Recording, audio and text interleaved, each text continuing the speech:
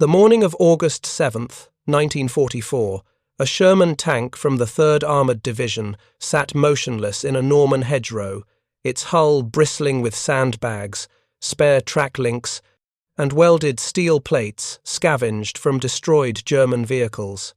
The crew had spent 3 nights adding this improvised armour, working by candlelight after dark, using a portable welding rig borrowed from a maintenance company.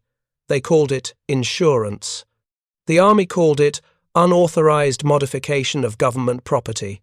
6 hours later, an 88mm round from a concealed Panther struck that Sherman's frontal glacis at a range of 800 meters. The shell penetrated the factory armor, drove through the sandbags, hit the welded steel plate underneath, and stopped. The Sherman's crew felt the impact like a sledgehammer blow, the interior filled with smoke and the smell of burnt metal.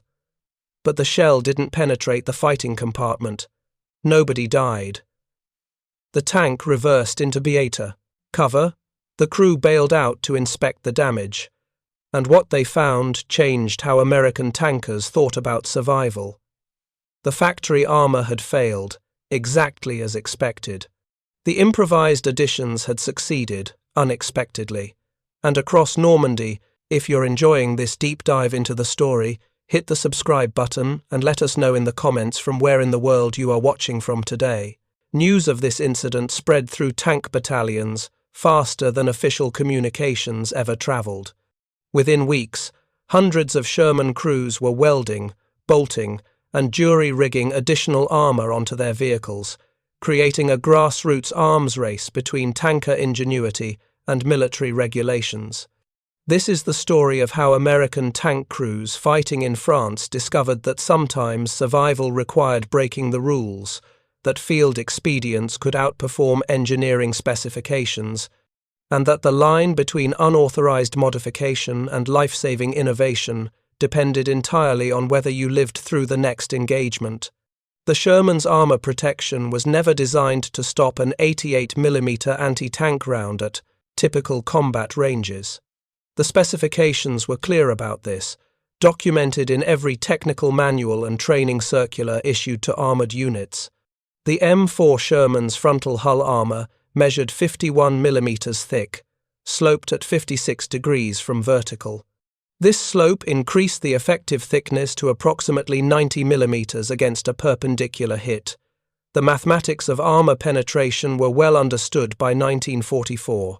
The German 88mm Park 43 anti-tank gun, firing the Panzergranate 39 armor-piercing round, could penetrate 110mm of armor plate at 1,000 meters. That meant an 88 could punch through a Sherman's frontal armor from well over a mile away and still have energy left to kill everyone inside.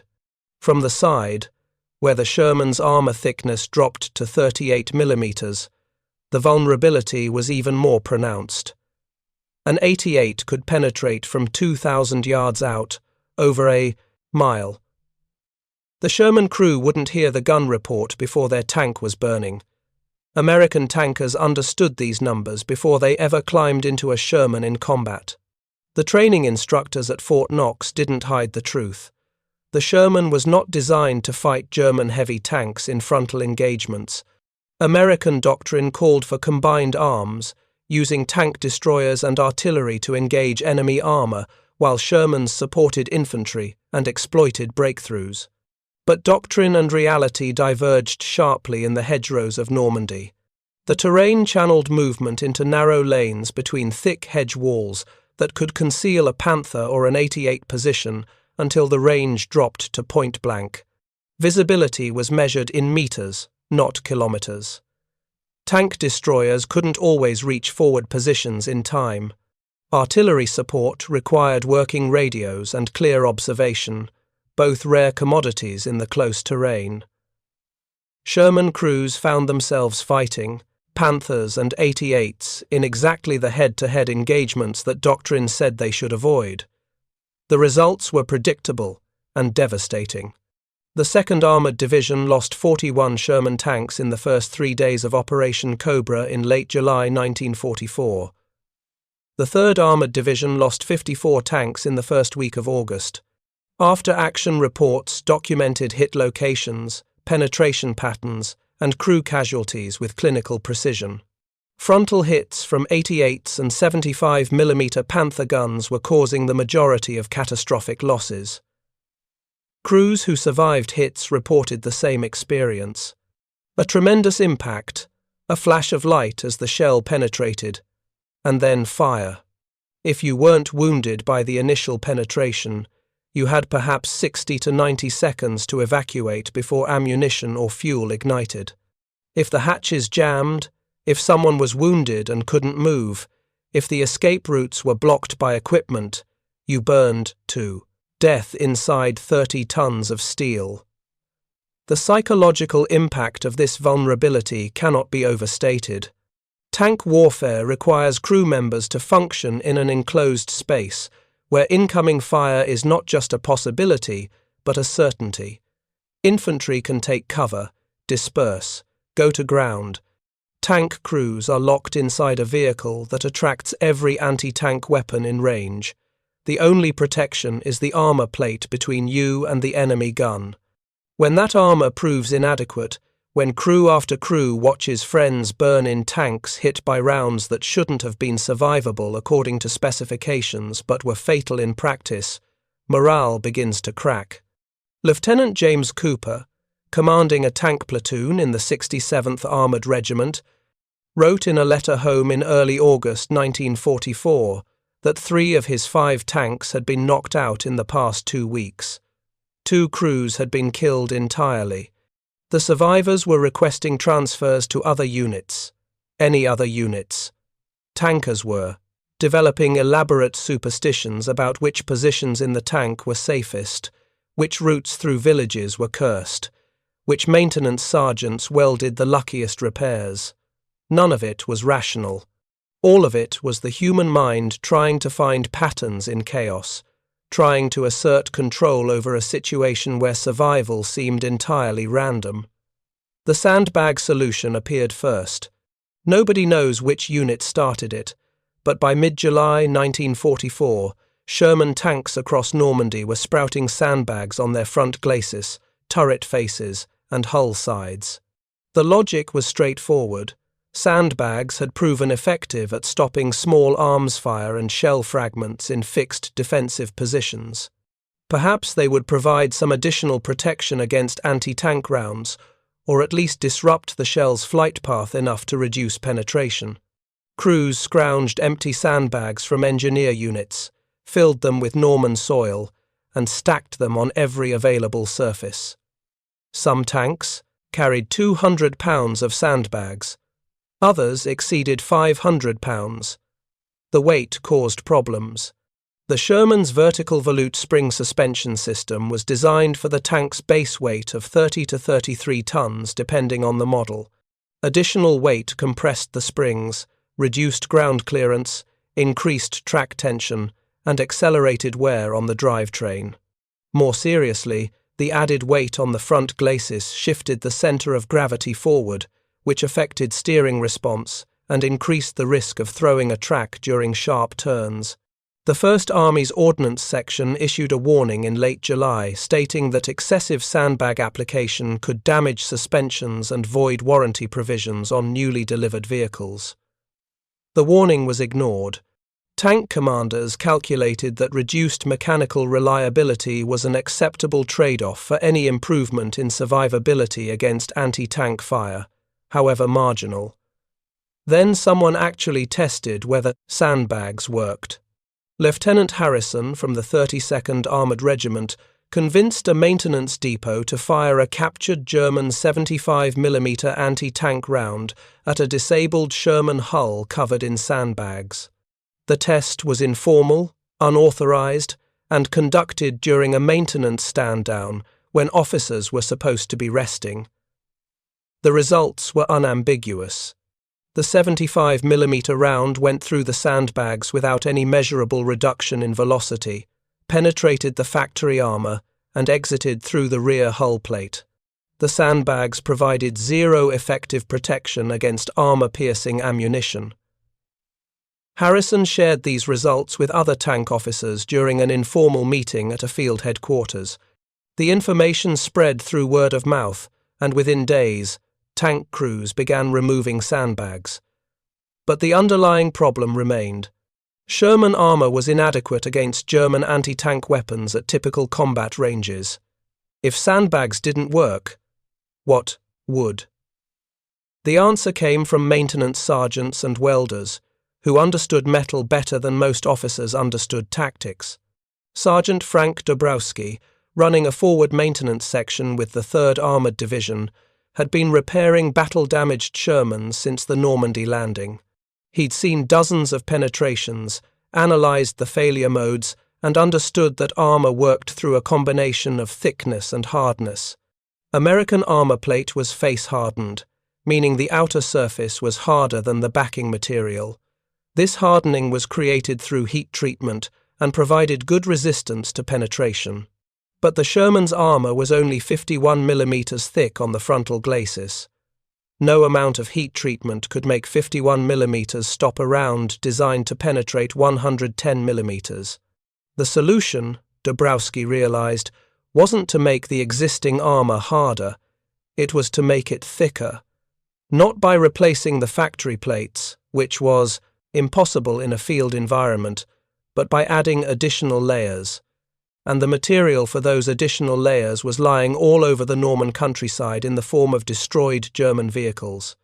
Every knocked-out Panther, every wrecked Panzer IV, every destroyed assault gun represented a source of high-quality German armor plate. The Wehrmacht used excellent steel.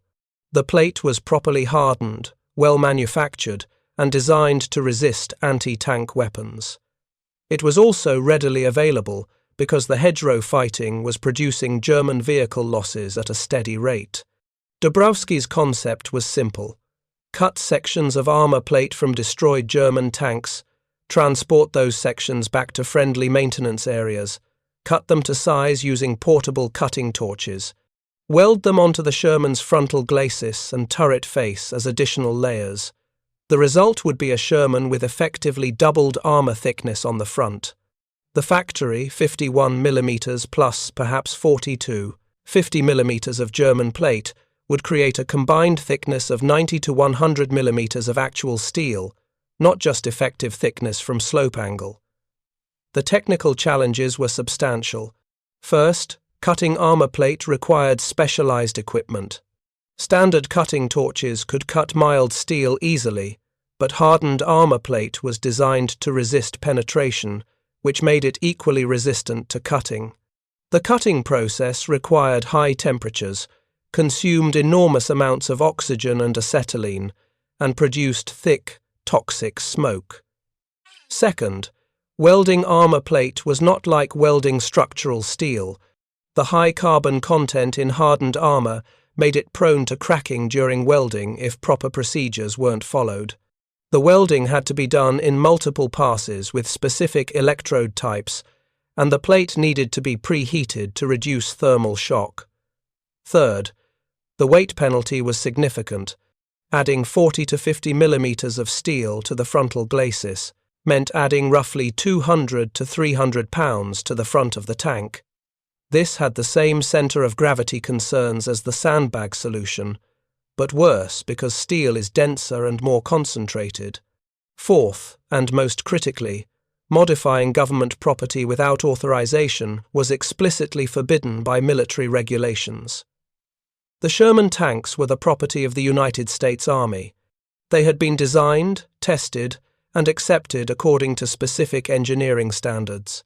Field modifications could compromise structural integrity, affect performance in ways the crews might not understand, and potentially cause failures that would endanger other units relying on that vehicle for support. The regulations weren't arbitrary. They existed to ensure standardization, maintain quality control, and prevent well-intentioned but poorly executed changes from creating new problems. Dobrowski understood all of these objections. He also understood that tankers were dying in vehicles, with inadequate armor protection, and that waiting for official solutions meant accepting more casualties. He made his decision in early August 1944. His maintenance section would begin cutting armor plate from German wrecks and welding it onto Shermans returning from combat. The work would be done during night hours when supervision was minimal. The modifications would be documented in maintenance logs as battle damage repair, which was technically true since most Shermans coming through his section had been hit at least once.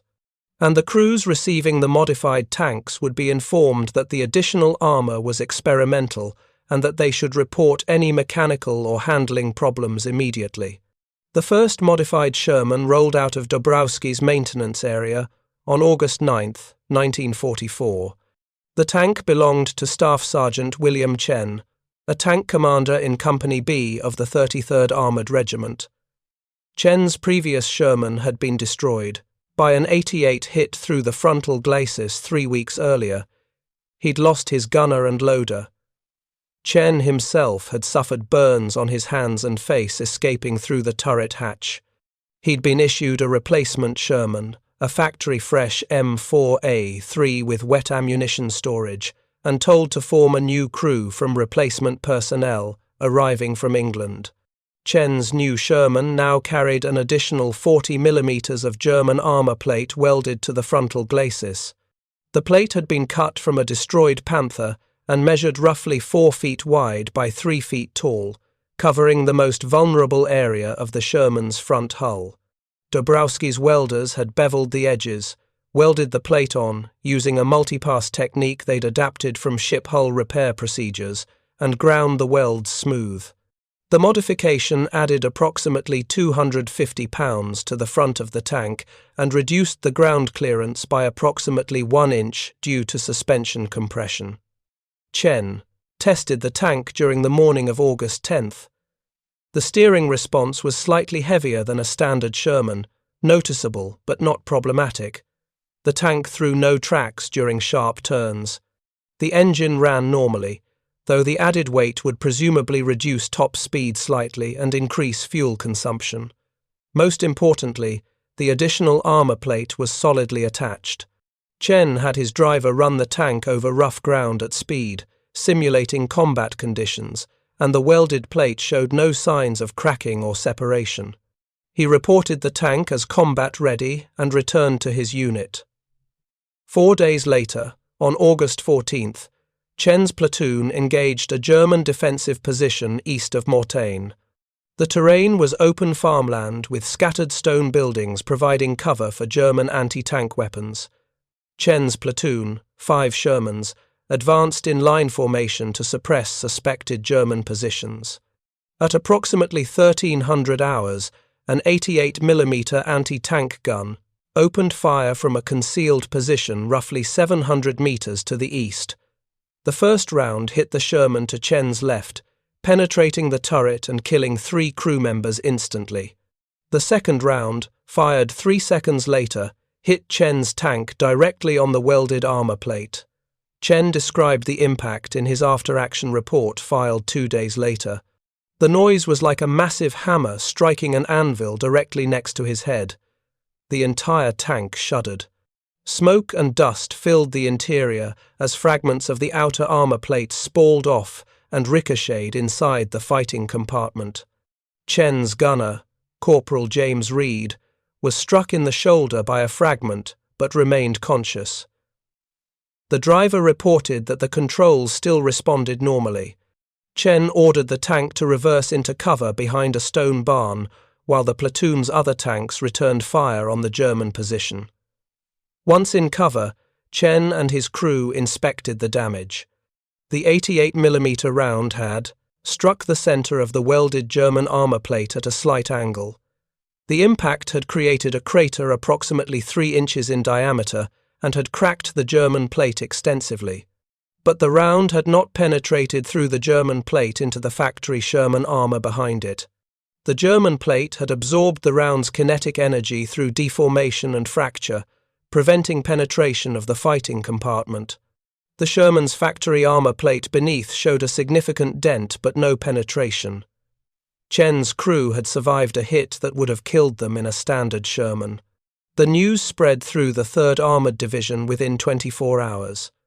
Tank commanders began requesting transfers to maintenance sections that could provide the armor modification. If you find this story engaging, please take a moment to subscribe and enable notifications.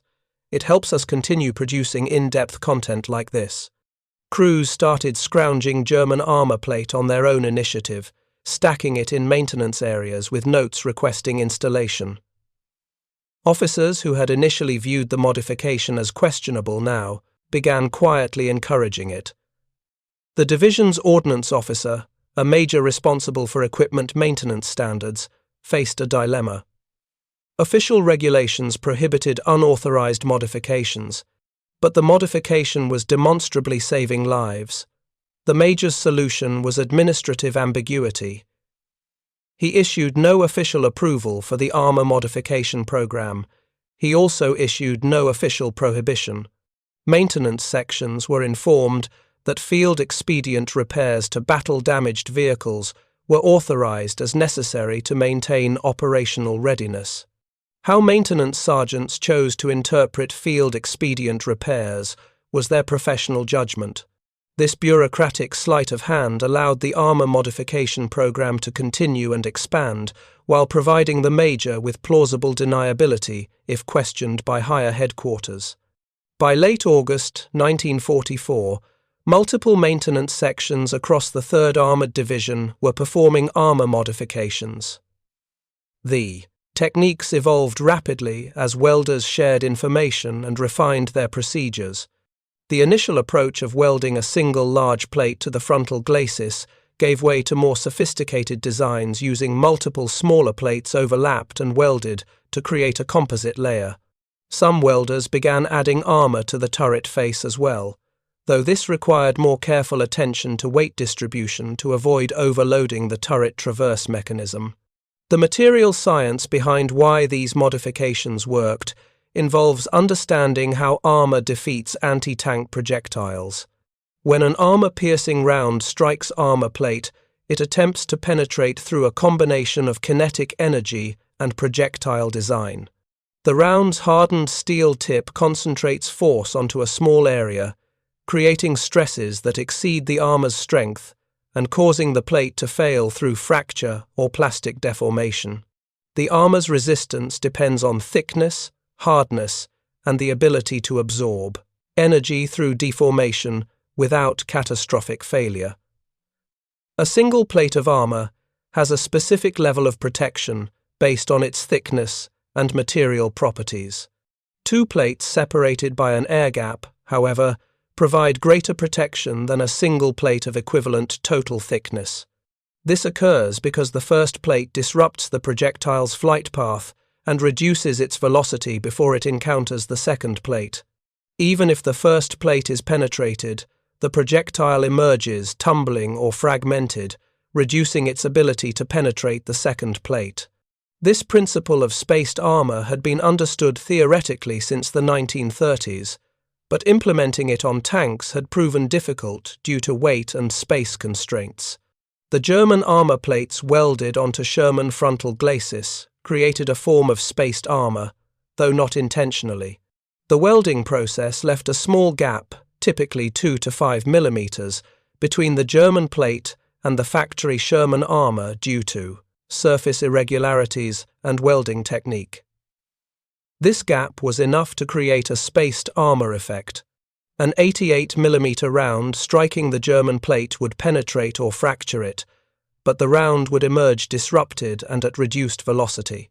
The factory, Sherman armor, positioned a few millimeters behind, would then have a significantly better chance of stopping or deflecting the damaged projectile. Additionally, the German armor plate itself was high-quality material. Krupp steel used in Panther armor was among the best armor plate produced during World War II. The face hardness was excellent, and the backing material had good toughness to resist cracking. By using captured German plate, American maintenance crews were essentially upgrading their Sherman's frontal armor with the same material that protected Panthers and Tigers. The irony was not lost on the tankers, who understood they were being protected by the same steel their enemy had designed to protect himself. The weight penalty, while real, proved manageable in practice. The additional 250 to 300 pounds on the frontal glacis did compress the front suspension slightly and did shift the centre of gravity forward. However, the Sherman's suspension system had been designed with a substantial safety margin. The tank could operate reliably up to approximately 35 tons without exceeding design limits. Most Sherman models weighed 30 to 33 tons in combat configuration, leaving 2 to 5 tons of available weight capacity. The armour modifications consumed only an eighth to a quarter of a ton, well within the available margin. The reduction in top speed was negligible, perhaps 1 to 2 miles per hour. The increase in fuel consumption was similarly minimal. The main concern was track life, as the additional weight did increase ground pressure slightly. However, Sherman tracks were already consumable items requiring regular replacement, and crews found that, even with the added weight, track life remained within acceptable parameters. The tactical impact became apparent by September 1944. Tank platoons operating in the 3rd Armoured Division and increasingly in other divisions that had adopted the modification began reporting higher survival rates in frontal engagements. The modifications did not make Shermans invulnerable. Hits to the sides, rear, or turret ring remained deadly. Close-range hits from 88s could still penetrate the doubled armour through sheer kinetic energy. But at typical combat ranges of 500 to 1,000 metres, the additional armour provided a meaningful increase in protection. Statistical analysis conducted decades later by military historians examined loss rates for modified versus unmodified Shermans during the August to September 1944 period in Normandy. The data is incomplete because field modifications were not systematically recorded in official loss reports. However, unit-level records and personal accounts provide enough information to identify trends. Tank platoons operating with predominantly modified vehicles showed approximately 20 to 30% reduction in catastrophic losses from frontal hits compared to platoons with unmodified vehicles. This reduction was not enormous, but in a tank battalion of 53 Shermans facing sustained combat, a 20 to 30% reduction in losses translated to roughly 10 to 15 tanks and 50 to 75 crew members, surviving engagements that would otherwise have killed them. The modification program faced opposition from unexpected quarters. Some tank commanders argued that the additional frontal armour created a false sense of security that encouraged crews to engage in frontal battles they should have avoided. American doctrine emphasized maneuver, combined arms, and avoiding situations where Sherman's armour would be tested against German anti-tank guns. The armour modifications, these officers argued, undermined proper tactical discipline by suggesting that Shermans could now survive frontal engagements. This was a dangerous illusion because even modified Shermans remained vulnerable to close-range hits, and no amount of frontal armour would protect against flank shots. These tactical concerns had merit. War is fundamentally about avoiding enemy strengths and exploiting weaknesses. A Sherman crew that felt protected by additional armour might advance into situations where a properly cautious crew would have manoeuvred for a flank shot or called for artillery support. The modification provided increased protection against one specific threat, frontal hits at medium range, but did nothing to address the Sherman's many other vulnerabilities. Over-reliance on the armour could lead to tactical mistakes that would get crews killed despite the modifications. The counter-argument, articulated by experienced tank commanders like Chen, was that doctrine and reality often diverged in combat. Ideal tactics required terrain that allowed manoeuvre, time to coordinate combined arms, and enemy cooperation in presenting flank shots. The hedgerows of Normandy frequently provided none of these. Narrow lanes channeled movement, dense vegetation restricted visibility. German positions were sighted to cover approaches and deny flanking routes. Under these conditions, frontal engagements were often unavoidable, regardless of tactical preference. The armor modifications didn't encourage reckless behavior. They provided a marginally better chance of survival when perfect tactics proved impossible to execute. By late September 1944, as Allied forces broke out from Normandy and began pursuing German forces across France, the character of the fighting changed. The close terrain of the hedgerows gave way to more open country where maneuver was possible. The frequency of head-on engagements at close range decreased. German forces were conducting fighting withdrawals rather than static defense, which meant fewer prepared anti-tank positions. Tank losses from frontal hits declined naturally as the tactical situation evolved. The armor modification program gradually faded during October and November 1944, not because it was officially prohibited, but because the battlefield conditions that had made it necessary no longer existed to the same degree. Additionally, improved Sherman variants began arriving in larger numbers. The M4A3E2 assault tank, nicknamed Jumbo, featured 102 mm of frontal glacis armor and 152 mm of turret front armor. These tanks, specifically designed for breakthrough operations, provided the frontal protection that crews had been jury-rigging onto standard Shermans. The M4A3, with the 76 mm gun, offered improved anti-armor capability. The wet ammunition storage system, now standard on new production, significantly reduced the fire risk that had made Sherman casualties so horrific when the tank was penetrated. The official Army response to the field modification program was characteristically bureaucratic. No formal recognition was given to the crews and maintenance personnel who had developed and implemented the armor modification system. No commendations were issued. No technical bulletins were published documenting the technique for other units. The program was simply ignored at higher command levels, allowed to exist in a grey area between field initiative and unauthorized modification. When the tactical situation changed and the modifications were no longer needed, the program ended quietly, without official acknowledgement that it had ever existed. However, lessons were learned and incorporated into future tank design. The principle of spaced armor, demonstrated effectively by the German plate modifications, influenced post-war American tank development. The M26 Pershing heavy tank rushed into service in early 1945, incorporated design elements that provided better frontal protection. The M46 Patton and subsequent Cold War-era American tanks featured increasingly sophisticated armor schemes that included spaced armor concepts. The M60 Patton used spaced armor on the turret. The M1 Abrams, with its composite armor incorporating multiple layers of different materials, represents the ultimate evolution of the principle that Sherman crews discovered empirically in Normandy. Protection comes not just from thickness, but from disrupting the projectile through multiple layers. The human element of this story deserves emphasis. The tank crews who survived because of these modifications rarely discussed them in official reports or post-war accounts.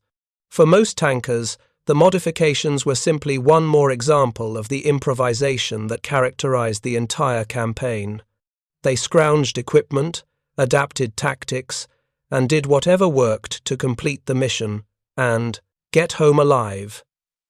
The welders and maintenance sergeants who performed the work viewed it as their job. They were responsible for keeping tanks operational, and if operational meant adding unauthorized armor plates, that's what they did. The culture of the armored divisions in 1944 emphasized results over procedure. Officers evaluated subordinates based on mission accomplishment and casualty rates, not adherence to technical manuals. Staff Sergeant Chen, whose tank survived the 88 hit on August 14th, continued fighting through the remainder of the European campaign.